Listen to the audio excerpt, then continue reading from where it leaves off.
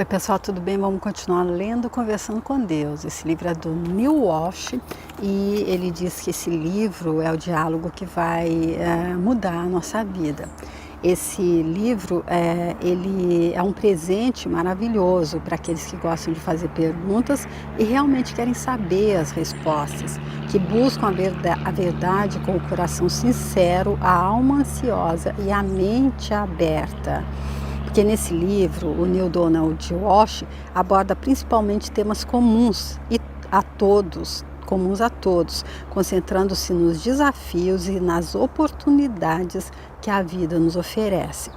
Então ele diz que ele também vai responder muitas perguntas que já fizemos sobre vida e amor, guerra e paz, objetivos e propósito, pessoas e relacionamentos, bem e mal, o caminho para Deus e para o inferno. E a gente viu nesses 5 primeiros capítulos que é isso que Deus tem feito. O Neil Walsh apresentou realmente várias perguntas e ele disseca todas muito bem. Deus responde de uma forma super fácil, inteligível. E nós estamos aqui no 6º capítulo. E no final do 5º capítulo, Deus estava falando da gente não resistir. A gente não resistir porque a coisa que a gente resiste persiste. E aí na pergunta que o Neil Walsh, a última pergunta do Neil Walsh foi: então qual é o objetivo da vida se é impossível não chegar lá? Porque deveríamos nos preocupar com o que fazemos. Porque dentro dessa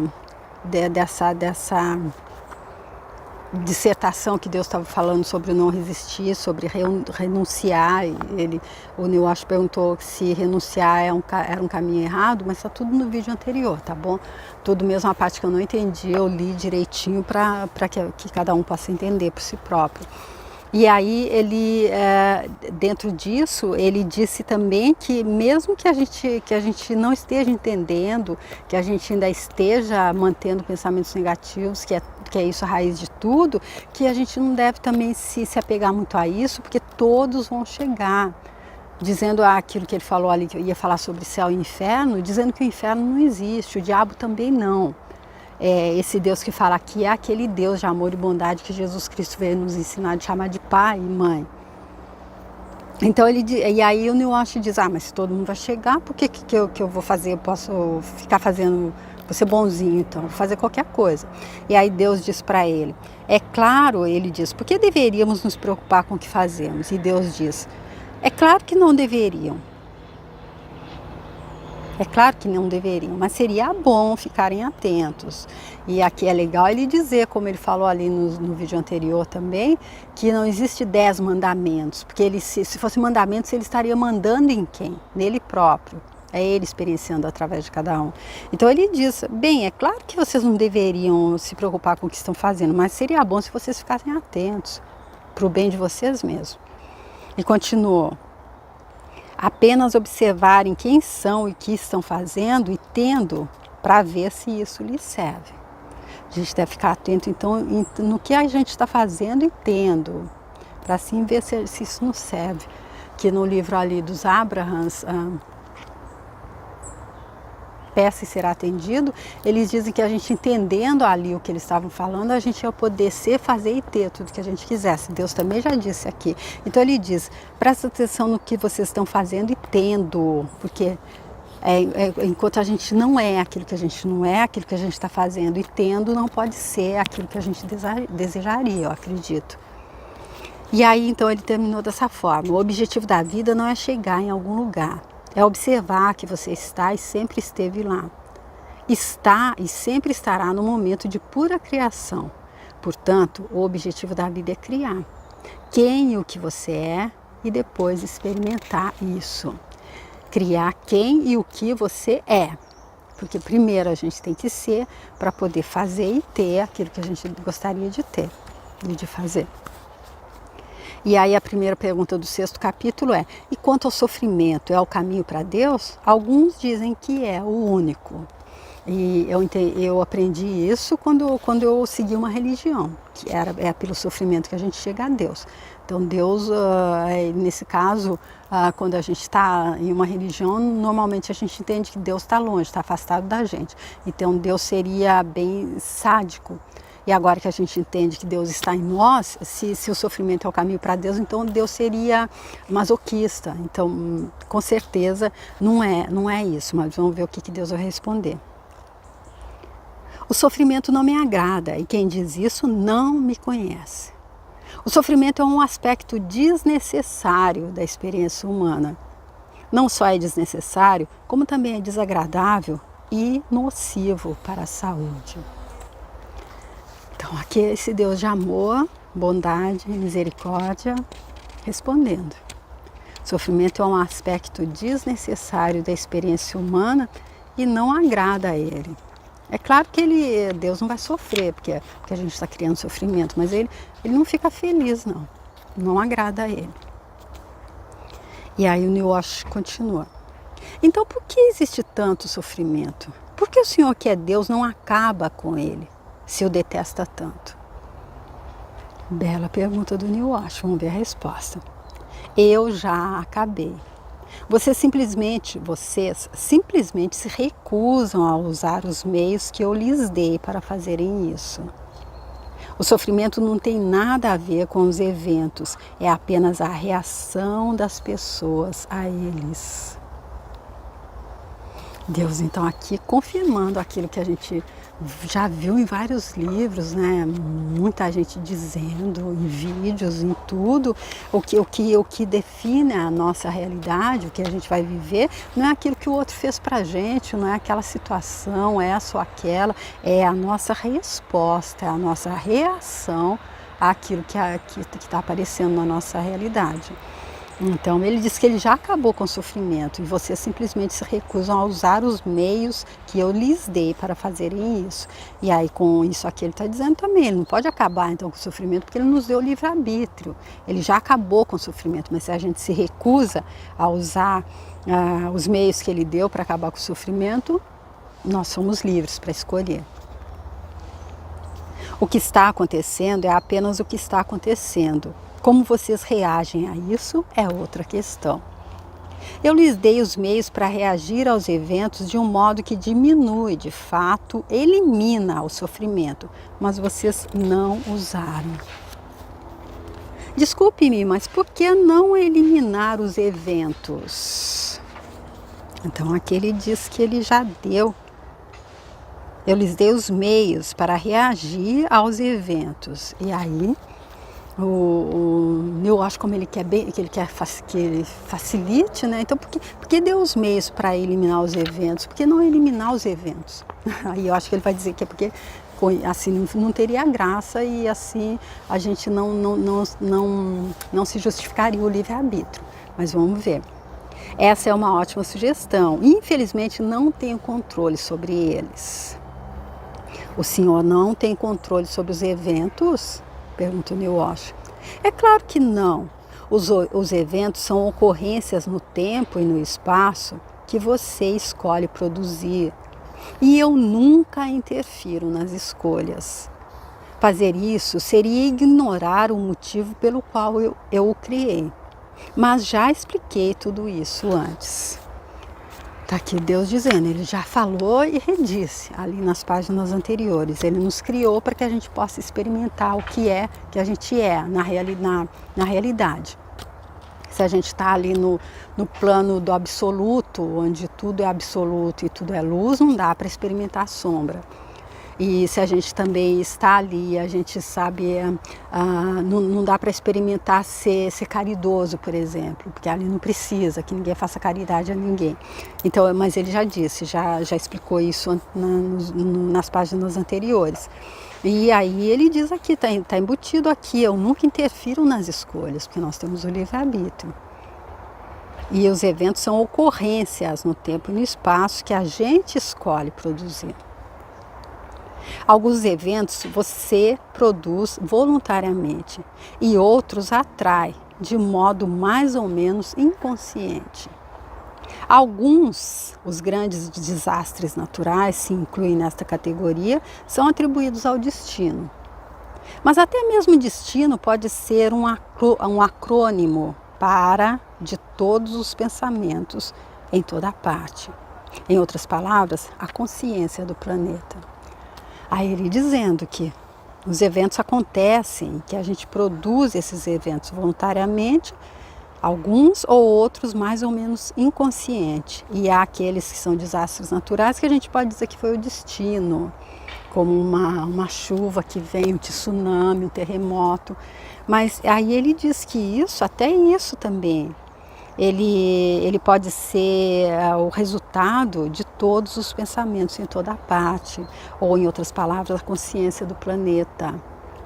Se a gente está todo mundo vibrando em falta, escassez, em violência, fazendo a nossa própria guerra interna ali no nosso mundo micro, explode uma guerra maior ali fora. E também acontece, eu acredito, tudo isso que está falando, aquilo que parece destino, os eventos naturais também da natureza. Eu acredito que tudo isso, acredito não, ele está dizendo aqui, tudo isso é produzido também como uma consciência, a consciência do planeta, todo mundo pensando junto, todo mundo criando junto a mesma atmosfera, a mesma energia para que isso aconteça. A consciência coletiva, o Niosh pergunta, exatamente. Há pessoas que dizem que o mundo está se transformando em um inferno. Nosso meio ambiente está sendo destruído. Nosso planeta está sob a ameaça de um grande desastre geofísico.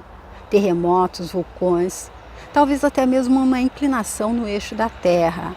E há outras que dizem que a consciência coletiva pode mudar tudo isso, que podemos salvar a Terra com os nossos pensamentos. Aí vamos ver o que Deus responde a colocação do Niosh. Os pensamentos transformados em ações. Se um número suficiente de pessoas em toda a parte achar que algo deve ser feito para preservar o meio ambiente, a Terra será salva. Mas elas terão de agir rápido. Tantos danos já foram causados durante tanto tempo, isso exigirá uma grande mudança de atitudes. Responde Deus, que os pensamentos são transformados em ações. Então, se um número suficiente de pessoas em toda a parte achar que algo deve ser feito para preservar o meio ambiente, a Terra será salva. Então, ele dizendo, não é só na sua realidade individual que os seus pensamentos incidem, são o resultado, a sua realidade, a realidade que eu vivo. Os meus pensamentos não criam apenas a minha realidade, mas ajudam a criar no todo, no macro. E eu me lembro de um experimento que eu ouvi dizer que foi feito em Nova York, quando ali em uma cidade haviam muitos assaltos, muita violência, e um grupo ali de pessoas resolveu vibrar positivamente, fazer meditação no mesmo horário, todo mundo, muita gente mesmo, e quando eles faziam foi notado, foi feito realmente ali o cálculo, foi feito foi visto que nesse momento que eles faziam aquilo, diminuía realmente a incidência de crimes, a incidência de violência. Então, para mostrar que realmente quando estamos todos vibrando, é o que a gente vibra que a gente atrai, também a nível planetário. E Deus dizendo, tantos danos já foram causados durante tanto tempo, isso exigirá uma grande mudança de atitudes. A Niosh pergunta, o senhor quer dizer que se não agirmos rápido, veremos a Terra e seus habitantes serem destruídos? Deus responde, eu tornei as leis do universo físico bastante evidentes para que todos compreendessem. Há leis de causa e efeito que foram suficientemente descritas em linhas gerais para seus cientistas e médicos e, por meio deles, para seus líderes mundiais. Essas leis não precisam ser descritas mais uma vez aqui. Então Deus dizendo que para bom entendedor meia palavra basta, não é? Olha, a pergunta do Niosh é, o senhor quer dizer que se não agirmos rápido, veremos a Terra e seus habitantes serem destruídos? Aí ele diz, eu tornei as leis do universo físico bastante evidente para que todos compreendessem. E aí ele traz a lei da causa e efeito, a lei da causa e efeito. Então, se acontecer a destruição, vai ser apenas o efeito de uma causa. O que está causando? Ele já explicou ali atrás, não é?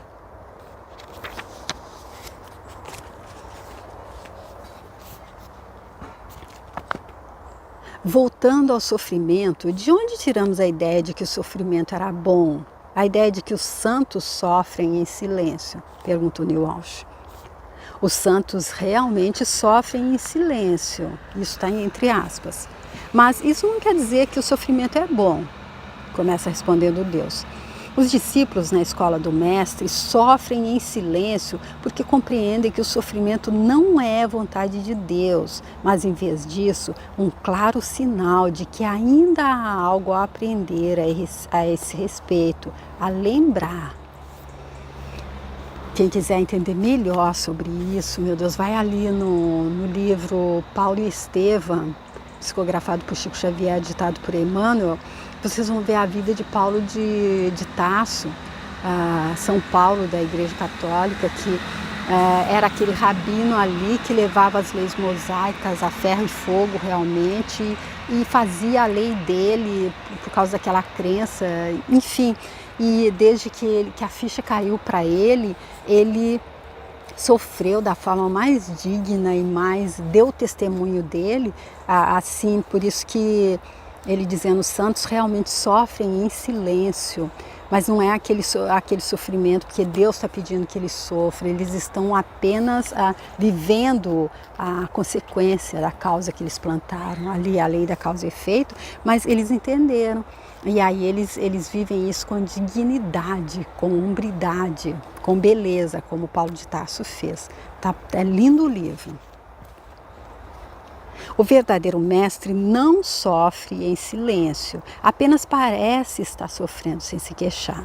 O motivo de não se queixar é que ele não está sofrendo, mas apenas experimentando um conjunto de circunstâncias que você consideraria insuportável. Até porque, quando a pessoa entende que ele não está sendo castigado, aquela frase de Jesus Cristo, comigo o fardo é leve, o jugo é suave, eu acredito que ela realmente se torna ali, ele vive aquilo. Isso que ele está dizendo. Ele não está sofrendo, ele só está experimentando um conjunto de circunstâncias que nós consideraríamos insuportável. Mas para ele, quando ele entendeu que ele está apenas sorvendo a taça de fel que ele já ofereceu e por absoluta bondade divina, porque é como o diamante, a pedra bruta que precisa ser lapidada para mostrar o brilho. Um mestre não fala sobre o sofrimento simplesmente porque entende com clareza o poder da palavra e então escolhe não dizer uma só palavra sobre isso. Nós tornamos real aquilo a que prestamos atenção. O mestre tem conhecimento desse fato e escolhe o que deseja tornar real.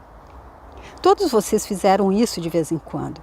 Não há uma só pessoa que já não tenha feito uma dor de cabeça desaparecer ou tornado a visita ao dentista menos dolorosa, por meio de uma decisão nesse sentido. Deus trazendo aqui um exemplo aqui direto, então, quando a gente decide que a gente não vai sofrer por alguma coisa, fica fácil, eu acredito que é isso que Deus está dizendo. Não há uma só pessoa que já não tenha feito uma dor de cabeça desaparecer ou tornado a visita ao dentista menos dolorosa por meio de uma decisão nesse sentido, ou seja, não se fixar na dor. Um mestre simplesmente toma a mesma decisão no que diz respeito a situações mais amplas. Mas por que há o sofrimento? Por que há ao menos a possibilidade de sofrimento? Pergunta o Neil Walsh. Você não pode saber e se torna... Desculpem, vamos ver a resposta de Deus de novo. Você não pode saber e se torna o que é, na ausência do que não é, como eu já lhe expliquei. Então, eu não entendi aqui, deixa eu tentar ler novamente. Você não pode, o Neil Walsh pergunta, mas por que há o sofrimento? Por que há ao menos a possibilidade de sofrimento? E aí Deus diz, você não pode saber e se torna o que é, na ausência do que não é, como eu já lhe expliquei. E aí o Neil Walsh pergunta, ou diz, eu ainda não entendo de onde tiramos a ideia de que o sofrimento era bom. Eu também não, com essa resposta dele aqui eu não entendi, então vamos ver o que ele vai dizer agora. Você mostra que é sensato quando insiste em perguntar isso. O conhecimento original a respeito do que é sofrer em silêncio foi tão deturpado que agora muitos acreditam, e várias religiões de fato pregam, que o sofrimento é bom e a alegria é má. Portanto, vocês decidiram que se alguém tem câncer, mas se cala a esse respeito, ele é um santo. Enquanto quem tem uma sexualidade forte, para escolher um tema polêmico e a manifesta abertamente, essa pessoa é uma pecadora. Então, Deus dizendo, o New Age insiste, ele não sabe de onde a gente tirou a ideia de que o sofrimento é bom, e Deus diz, porque várias religiões pregam que sofrer em silêncio, que o ideal é sofrer em silêncio, que muitos acreditam. E aí alguém que tem um câncer, mas se cala a esse respeito, é um santo, enquanto um outro que manifesta uma sexualidade exacerbada, esse é um pecador. E eu confesso que continuo não entendendo exatamente o que ele está dizendo aqui. Vamos ver se o New Age faz uma pergunta que clareia mais. Meu Deus, o Senhor realmente escolheu um tema polêmico, eu concordo com ele. E também mudou habilmente o pronome do masculino para o feminino. Qual foi a sua intenção? Porque ele está dizendo aqui que se a pessoa que tem uma sexualidade forte para escolher um tema polêmico e a manifesta abertamente, ela é uma pecadora. Mas ele não está falando a pessoa, ele diz aqui. Se a pessoa que tem um câncer, portanto vocês decidiram que se alguém que tem um câncer, mas se cala a respeito, ele é um santo, enquanto quem tem uma sexualidade forte e a manifesta abertamente, ela é uma pecadora. Tá, deixa eu ler exatamente, eu não vou colocar pessoa no lugar, porque senão ficaria explicado, porque ele disse no feminino, mas não foi, ele não disse a pessoa, ele disse ela é pecadora, e ele estava dizendo ele anteriormente. Então por isso o New Age diz, por que o senhor passou do masculino para o feminino? Qual foi a sua intenção? Mostrar-lhe os seus preconceitos. Vocês não gostam de pensar nas mulheres como tendo uma sexualidade forte, muito menos manifestando-a abertamente. Prefeririam ver um homem morrendo sem um gemido no campo de batalha do que uma mulher fazendo amor entre gemidos na rua. Então pronto, ele explicou por que passou então para o feminino. O senhor não? Pergunta o New Age, porque ele disse que a gente preferia ver isso. Ele disse, o senhor não? Eu não faço julgamentos, mas vocês os fazem de todos os tipos. E eu sugiro que são os seus julgamentos que os impedem de sentir alegria e as suas expectativas que os tornam infelizes. Tudo isso junto é o que causa mal-estar, e aí começa o seu sofrimento. Basicamente, então, aqui não julga. Não teve Jesus Cristo ali com a adúltera também? Que foi que ele disse? Então eu acredito que o lema aqui básico que seria não julgar, não criticar, não reclamar, né? Para não causar esse nosso mal-estar e começar a sofrer. Como posso saber que o Senhor está dizendo a verdade? Como posso saber que é Deus quem está falando e não a minha imaginação muito fértil? E volta o New Age lá naquilo que eu já disse bem no início. Você já fez essa pergunta. Minha resposta é a mesma. Que diferença isso faz? Mesmo se tudo que eu disse for errado, entre aspas, você pode pensar em um modo melhor de viver? Gostei muito, adorei a resposta de Deus. Se está errado, ter uma forma melhor de viver que não seja sem julgar o outro, sem criticar, sem reclamar? Aí o New Age responde, não. E aí Deus continua. Então, errado, entre aspas, é certo, e certo, entre aspas, é errado, com ponto de exclamação. Eu lhe digo isto para ajudá-lo a enfrentar o seu dilema. Não acredite em nada do que eu falo. Simplesmente viva e experimente isso. Depois viva qualquer outro paradigma que queira criar. A seguir, olhe para a sua experiência para descobrir a sua verdade. Um dia, se você tiver muita coragem, experimentará um mundo em que fazer amor será considerado melhor do que fazer guerra. Nesse dia você se rejubilará. E assim Deus conclui o 6º capítulo. Foi curto esse capítulo. Super Super incrível, não é, gente? Eu tô amando, eu tô gostando muito. Apesar de ser polêmico, às vezes complexo, nesses 2 últimos capítulos algumas coisas não ficaram totalmente claras para mim. Se você entendeu, por favor, se quiser me mandar uma mensagem, tá bom? E então eu te convido para vir comigo para o 7º capítulo. E essa aranha aqui, ó, ela já me fez muitas teias mesmo.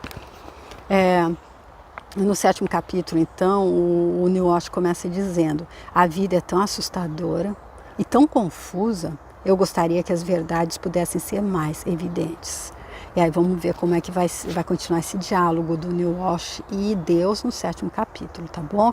Espero que você esteja gostando, tanto quanto eu estou gostando de ler, e indo realmente com muita, ele diz para não se apegar a nada, mas eu amei essa parte que o Neil Walsh diz que esse diálogo vai mudar a nossa vida.